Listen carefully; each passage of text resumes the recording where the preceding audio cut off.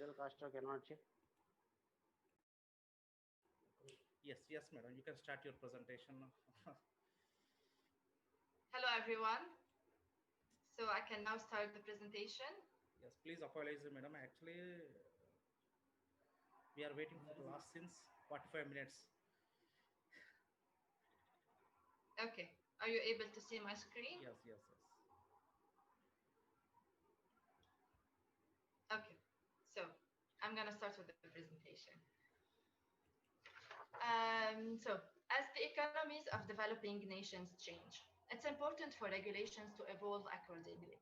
Developing economies tackle issues of sustainability, food safety, and the need to implement reliable food assurance systems, meeting the international requirements.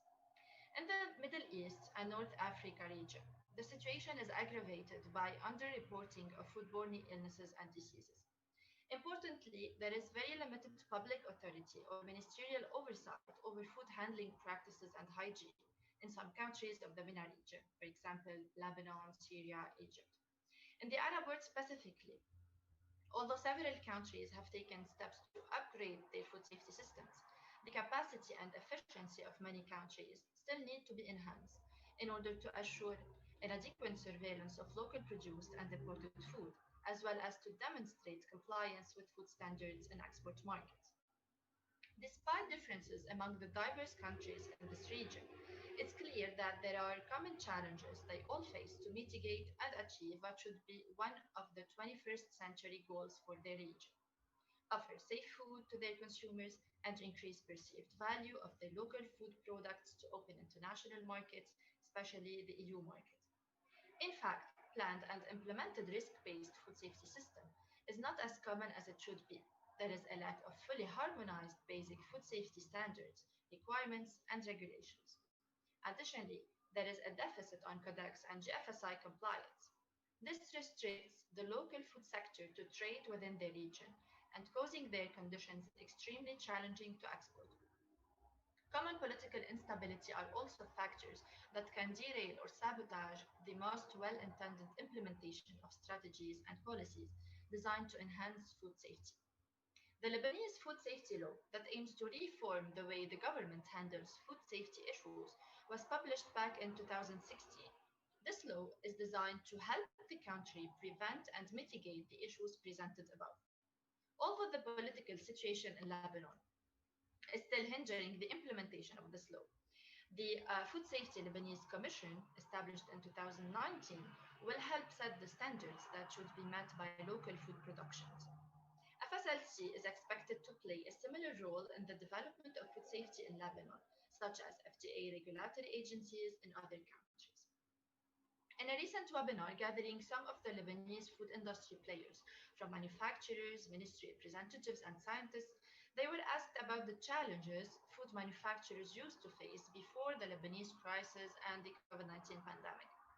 80% agreed that the lack of support from the government and the public sector is one of the most important challenges faced, followed by import high costs, local production costs, the lack of access to information and data such as regulations and standards to export the food products, and the lack of proper tools and professional support to execute the process.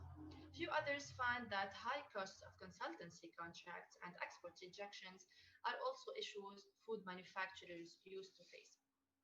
On top of all the above, the COVID-19 pandemic hit the food industry with more challenges. The Lebanese food industry specifically is struggling to deal with the challenges of the financial crisis, adding on it the COVID-19 pandemic. Many sector and exported products have been at the forefront of this emerging issue. Facilities have been temporarily closed or working in rotations with less physical working hours and more remote working hours. Same webinar attendees were asked about the challenges they expect to face now more than ever as a result of the financial crisis and the COVID-19 pandemic.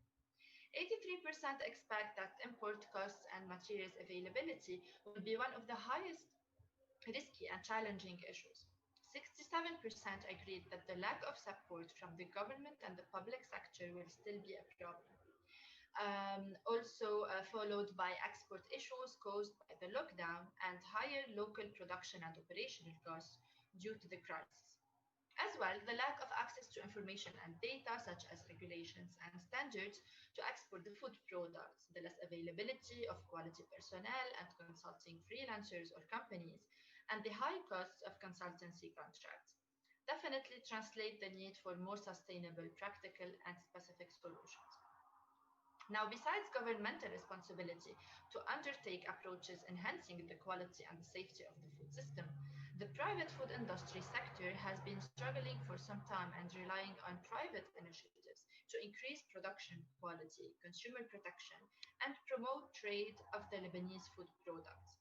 Some of these initiatives are company based, while the others are projects funded by multinational NGOs or startups funded by entrepreneurship ecosystems.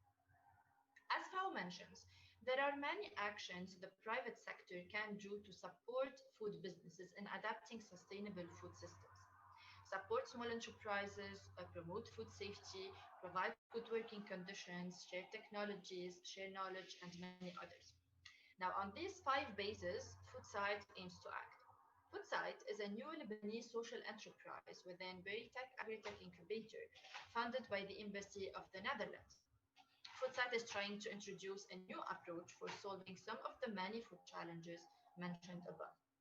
As an online platform, FoodSight will be helping the medium and small sized food businesses overcome their food safety challenges by connecting them to freelance professionals who come from multiple backgrounds and have diversified expertise in order to tackle their most pressing challenges in terms of food safety, quality, and export readiness.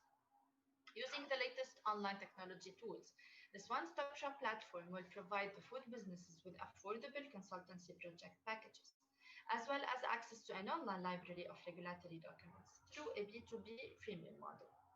With FoodSight, these food businesses will be able to enhance the quality of their food products, improve their business standards, and increase revenues by reducing rejections and complaints by 80%, reducing wasted time and effort by 60%, and increasing productivity by 70%.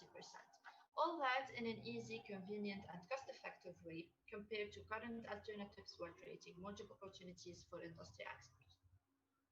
Now, the FoodSight vision is to create business and social impacts within the food industry, engaging food industry stakeholders, helping in enhancing the food safety culture, and opening freelance work opportunities for regional experts and food technology scientists. FoodSight's promise will be to keep connecting food manufacturers with the highest quality professionals and to help get the best food safety solutions when it comes to food safety. FoodSight is reachable on our website, www.food-site.com, and on our social media accounts. I'll type the link in the chat later on. Now, in relation to the food security, the importance of food safety, and putting technology in their service, this is precisely what FoodSight was created for. But technology, as we all know, cannot stand alone in the way of implementation. It also requires equal involvement of the food industry, the law enforcement, the legal system, consumer forums, and all tangible authorities involved at every level. With more similar private initiatives creating business and social impact and the support of governmental authorities, the result will be a regain of confidence in the safety and integrity of the Lebanese food system nationally and worldwide. Countries in MENA region that find it highly needed to upgrade their food safety practices find also a benefit not only for their citizens' health, but as a vehicle of economic growth by uplifting food products exports and reducing board rejections.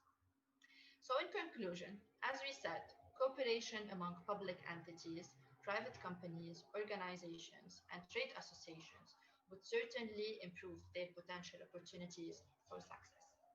By that, I'll be closing my presentation. Thank you, everyone, and I'm open for the questions. I'll be typing, meanwhile, the link of the website here in the chat. Yes. Any questions? Any questions for Dr. Fidele? Nice presentation, doctor. So that's all. Thank you.